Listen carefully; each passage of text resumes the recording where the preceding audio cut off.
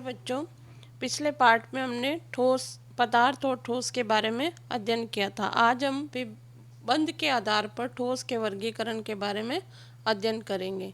बंध के आधार पर ठोस 4 प्रकार के होते हैं: आणविक ठोस, आयनिक ठोस, धात्विक ठोस और सहसंयोजक ठोस या नेटवर्क ठोस। इनके नाम से स्पष्ट है कि आणविक ठोस वो होंगे जो अणुओं से मिलकर बने होंगे, आयनिक ठोस वो होंगे जो आयनों से मिलकर बने होंगे, धात्विक ठोस धातुओं से मिलकर बने होते हैं और ऐसे धात्विक ठोस जिनमें सहसंयोजक बंध पाया जाता है उनको हम सहसंयोजक ठोस कहते हैं। अब हम सबसे पहले आणविक ठोस के बारे में पढ़ेंगे। जैसे इसके नाम से स्पष्ट है कि आणविक ठोस ऐसे पदार्थ होते हैं जो कि अणुओं से मिलकर बने होते हैं, उनको हम आणविक ठोस कहते हैं। यानी अणुओं से मिलकर बने हुए ठोसों को हम आणविक ठोस कहते हैं। आणविक ठोस 3 प्रकार के होते हैं: अध्रुवीय आणविक ठोस, ध्रुवीय आणविक ठोस और हाइड्रोजन बंधित आणविक ठोस। अगर हम ध्रुवीय और अध्रुवीय आणविक ठोस की बात करते हैं तो पहले हमें ये मालूम होना चाहिए कि ध्रुवीय और अध्रुवीय आणविक ठोस क्या होते हैं। तो आपको स्क्रीन पर 2 प्रकार के चित्र दिखाई देंगे। एक अध्रुवीय अणु और ध्रुवीय अणुओं की संरचना दिखाई दे रही है। जो अध्रुवीय अणु हैं उनके अंदर सेम चार्ज के अणु आपस में जुड़कर मॉलिक्यूल या अणु बनाते हैं। जैसे कि नाइट्रोजन, 2 नाइट्रोजन के अणु, क्लोरीन 2 Cl के अणु आपस में जुड़ करके एक अणु बनाते हैं। और हाइड्रोजन H और H2+ आयन है जो सेम है चार्ज के हैं, वो मिलकर के H2O बनाते हैं। जबकि पोलर के अंदर एक प्लस और एक माइनस का अणु आपस में मिलकर के मॉलिक्यूल या अणु बनाता। तो अब आपको स्पष्ट हो गया होगा कि ध्रुवीय का मतलब है एक प्लस और एक माइनस चार्ज का परमाणु जुड़ करके अणु बनाता है, और अध्रुवीय में सेम चार्ज, चाहे वो प्लस हो चाहे माइनस हो, सेम चार्ज के परमाणु आपस में मिलकर अणु बनाते हैं। तो ऐसे अणुओं से मिलकर बने हुए ठोस ध्रुवीय और अध्रुवीय ठोस कहलाते हैं।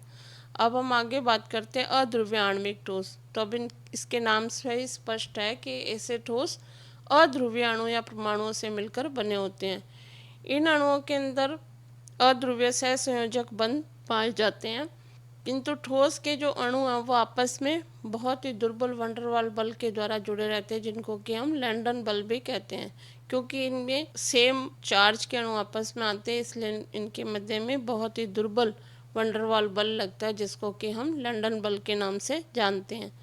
अध्रुवीय जो आणविक ठोस हैं वो नर्म होते हैं और विद्युत के कुचालक होते हैं। इनके गलनांक और क्वथनांक भी कम होते हैं। सामान्य ताप पर ये द्रव और गैसीय अवस्था में होते हैं, उदाहरण के लिए हाइड्रोजन और क्लोरीन इत्यादि। आगे हम बात करते हैं ध्रुवीय आणविक ठोस की। तो इस प्रकार के ठोस ध्रुवीय अणुओं के द्वारा यानी कि एक प्लस और एक माइनस चार्ज के द्वारा मिलकर बने होते हैं। इन अणुओं के बीच में आपस में सहसंयोजक बंध पाया जाता है, यानी हाइड्रोजन और Cl जैसे है उसके बीच में सहसंयोजक बंध बना होता है। इस प्रकार के जो ठोस हैं उनके आपस में जब अणु मिलेंगे तो उन अणुओं के मध्य में द्विध्रुव वंडरवाल बल पाया जाता है। ये बल थोड़ा प्रबल होता है। ये ठोस भी नरम और विद्युत के कुचालक होते हैं और इनके गलनांक क्वथनांक जो है अधिक होते हैं और सामान्य ताप पर ये द्रव और गैसीय अवस्था में होते हैं। तीसरे प्रकार के आणविक ठोस है हाइड्रोजन बंधित ठोस। इस प्रकार के ठोस ध्रुवीय अणुओं से ही मिलकर बने होते हैं, यानी पोलर होते हैं, एक प्लस और एक माइनस चार्ज से मिलकर बने होते हैं। किंतु इन अणुओं के बीच में जो बल है वो हाइड्रोजन बंध पाया जाता है, इसलिए इनको हाइड्रोजन बंधित ठोस कहते हैं। उदाहरण के लिए H2O, अमोनिया और एथिल अल्कोहल। ये भी विद्युत के कुचालक होते हैं, नर्म होते हैं, किंतु यदि इनको द्रव अवस्था में आयनिक लवणों में घोल दिया जाए तो ये थोड़ी सी चालकता प्रदर्शित करते हैं। सामान्य कमरे के ताप पर ये वाष्पशील, द्रव और नर्म ठोस होते हैं।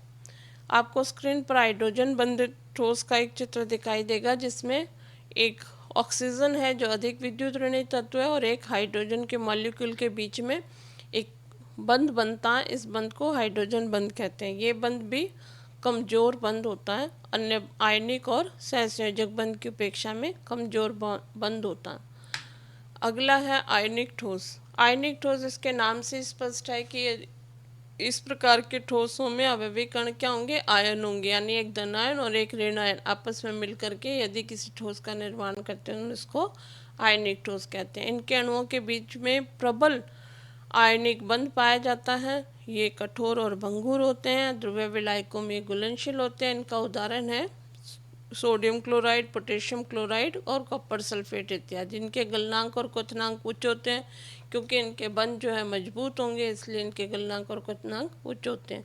ये विद्युत के कुचालक होते हैं और इन ठोसों में आयन गति करने के लिए स्वतंत्र नहीं होते हैं। इस कारण से ये पिघली व्यवस्था में विद्युत के सुचालक होते हैं। इनको हम मूलानुपाती सूत्र के द्वारा भी प्रदर्शित कर सकते हैं। और गैसीय अवस्था में ये वायुमंडल की गैस के साथ क्रिया कर सकते हैं, जैसे कि सोडियम क्लोराइड है, उसकी वाष्प क्रिया करके NaOH और HCl बना लेती है। आपको आयनिक ठोस का चित्र दिखाई देगा। ये भी एक क्रिस्टलीय पदार्थ है, जिसमें कि एक निश्चित पैटर्न के अंदर सोडियम और क्लोराइड के अणु आपस में जुड़े हुए हैं, जिसे नीले रंग के द्वारा क्लोराइड के आयनों को और लाल रंग के द्वारा सोडियम के आयनों को प्रदर्शित किया गया। इस प्रकार की संरचना से आयनिक ठोस बनते हैं। आपको चित्र देखेंगे तो इसमें अणु बहुत ही पास पास आपको दिखाई देंगे। इससे पता लगता है कि ये जो बंध है वो बहुत ज़्यादा मजबूत है। ऐसे अणु को तोड़ना, इस प्रकार के ठोस को तोड़ना थोड़ा मुश्किल होता। फिर आते हैं धात्विक ठोस। इसके नाम से स्पष्ट है कि इस प्रकार के ठोस धातु के अणुओं से मिलकर बने होते हैं। तो धातु, उपधातु और अधातु के बारे में आपने क्लास 11 के आवर्त सारणी के पाठ में पढ़ा है। धातु क्या होते हैं। इन धातुओं के बीच में आपको पता है कि जो बंध है वो बहुत ही प्रबल बंध होता है, जिसकी वजह से इनका गलनांक उच्च होगा। क्योंकि बॉन्ड को तोड़ना मुश्किल होगा, तो फिर गलनांक भी इनके उच्च होते हैं। इनमें गतिशील इलेक्ट्रॉन होते हैं, इस वजह से ये विद्युत और ऊष्मा के सुचालक होते हैं। गतिशील इलेक्ट्रॉनों के कारण ही धातुओं के अंदर चमक और रंग पाया जाता है। यानी कलर इनके अंदर, धातुओं के अंदर कलर किसकी वजह से है, मुक्त इलेक्ट्रॉन की वजह से होता है। अधात्विक ठोसों के अंदर आघात वर्धनता और तन्यता का गुण पाया जाता है। ये ठोस का धातुओं का गुण है। आघात वर्धनता क्या होता है, जिसको हम पीट कर चादर के रूप में परिवर्तित कर सकते हैं। और तन्यता का मतलब है कि इसको हम खींच कर एक पतले तार के रूप में भी पतले तार में बदल सकते हैं। उदाहरण के लिए कॉपर, सिल्वर, आयरन, एल्यूमिनियम इत्यादि। तो आपने कॉपर की वायर देखी है, वो एकदम पतली तार होती है। किस वजह से, धातु के विशेष गुण की वजह से हम इसको तार के रूप में परिवर्तित कर सकते हैं। आपको स्क्रीन पर धात्विक ठोसों के चित्र दिखाई देंगे, जिसमें कि धन आयन आपस में जुड़ करके धात्विक ठोस बनाते हैं और इनके मुक्त इलेक्ट्रॉनों को छोटे बिंदु के द्वारा प्रदर्शित किया गया है। तो एक प्रकार से यहाँ पर इलेक्ट्रॉनों का एक सघन समुंदर बन जाता है। इसलिए ये जो है कलर प्रदर्शित करते हैं, इनमें चमक होती है। और अब हम बात करते हैं सहसंयोजक या नेटवर्क ठोस की। ये ऐसे ठोस है जिनके अवयवी कणों के बीच में सहसंयोजक बंध पाया जाता है, इसलिए इनको हम सहसंयोजक ठोस कहते हैं। इनके अणु आपस में सहसंयोजक बंध के द्वारा जुड़ करके नेटवर्क या जाल के जैसी संरचना बना लेते हैं। सहसंयोजक बंध को हम विशाल अणु भी कह सकते हैं, क्योंकि ये बड़े यौगिक मॉलिक्यूल्स बनाते हैं। उदाहरण के लिए हीरा है, सिलिकॉन है, कार्बाइड है, ग्रेफाइट है। सहसंयोजक ठोस अत्यधिक कठोर होते हैं, जैसे कि हीरा सबसे अधिक कठोर होता है, विद्युत का कुचालक होता है। किंतु ग्रेफाइट जो है वो इसके बिल्कुल उलट है, वो नरम होता है और विद्युत का सुचालक होता है। हीरे और ग्रेफाइट चूँकि सहसंयोजक ठोस हैं, लेकिन दोनों के गुणों में अंतर का विशेष कारण इसकी परतीय संरचना के कारण होता है। इस संरचना की वजह से ग्रेफाइट नरम होता है और ये चिकना भी होता है। ग्रेफाइट के अंदर कार्बन sp2 संकरित अवस्था में होता है, जबकि हीरा जो है वो कठोर होता है, इसमें sp3 संकरण पाया जाता है और ये एक विशाल नेटवर्क बना लेता है। इन ठोसों के गलनांक उच्च होते हैं और ये गलन से पूर्व विघटित भी हो जाते हैं। आपको स्क्रीन पर हीरे और ग्रेफाइट दोनों के चित्र दिखाई देंगे। तो अगर हम हीरे की संरचना को देखते हैं तो इसके अंदर क्या है कि बंध, सभी अणु बंधों से आपस में जुड़े होते हैं, इस वजह से ये कठोर होता है। जबकि अब अगर आप ग्रेफाइट की संरचना देखते हो तो इसके बाहर की तरफ के जो इलेक्ट्रॉन है वो मुक्त हैं, जिसकी वजह से ये नरम होता है। अब आपके लिए अभ्यास कार्य है कि हीरे और ग्रेफाइट में क्या अंतर है, नेटवर्क ठोस हम किसे कहते हैं, ध्रुवीय और अध्रुवीय ठोस से आप क्या समझते हैं, और हाइड्रोजन बंधित ठोस का उदाहरण लिखें। पिछले अध्याय में हमने पाठ में 2 क्वेश्चन किए थे कि ठोस कठोर क्यों होते हैं। तो ठोस क्यों कठोर होते हैं, क्योंकि इसके अणु आपस में पास पास होते हैं, इसमें जो आकर्षण बल है वो बहुत अधिक होता है, इस वजह से इनको तोड़ना मुश्किल होता है और ये द्रव और गैस की अपेक्षा में कठोर होते हैं। दूसरा हमारा क्वेश्चन था कि ठोसों में विसरण का गुण पाया जाता है, तो ठोसों में भी विसरण का गुण पाया जाता है।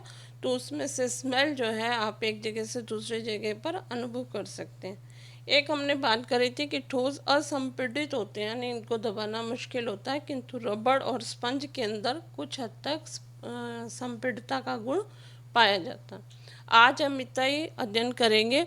नेक्स्ट पार्ट में हम संरचना के आधार पर ठोस कितने प्रकार के होते हैं उसके बारे में अध्ययन करेंगे। तो संरचना के आधार पर दो प्रकार के ठोस होते हैं, क्रिस्टलीय और अक्रिस्टलीय ठोस। वो हम नेक्स्ट थर्ड पार्ट के अंदर फिर से इसका अध्ययन करेंगे।